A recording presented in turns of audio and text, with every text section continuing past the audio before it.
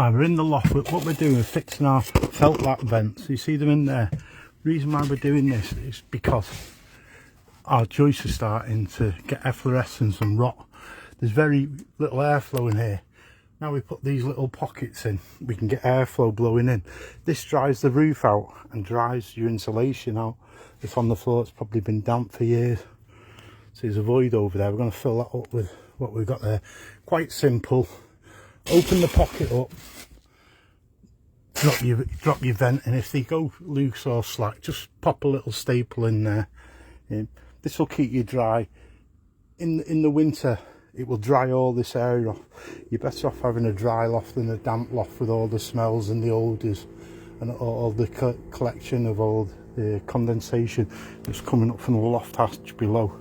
We have to insulate this loft hatch as well. Very important that that's done, because any heat from downstairs will be running up here and getting in around these edges here, and that'll be making your air changes, making your house cold. So we need to keep the airflow in here. But we'll just simply staple some insulation on the back.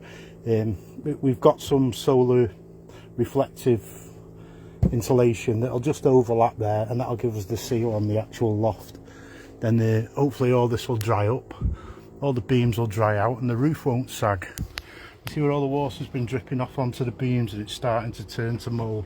Over a period of time, this is just going to get worse, isn't it, and deteriorate your actual timbers. So that's why we ventilate these. There's other vents on the market, but if you look at them, they're a lot more expensive, and they probably won't fit most of these gaps here, because they're bigger, you have to alter them. So we just use our simple little ones. There they are. There they are inside there, letting plenty of airflow in, coming through there. This prevents. Hang on, what we got here.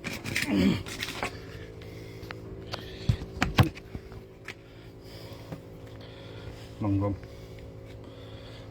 This is what you're getting on your bedroom ceilings, and using these actual vents, we can actually get rid of this. Dry your bedroom up and take all that mould out of your bedroom where you sleep. It'll all dry up eventually once it's got airflow above here. If not, you've just got a constant wet feed making your plasterboard damp, and ideal growing conditions for mushrooms. If you can grow a mushroom there, you grow mould there. So always ventilate your loft. Everyone's had more insulation put in the loft, and it's just got stuffier up here. So the idea is you keep your ceiling warm. Really, that should be airtight, your ceiling, so no heat escapes up into the loft.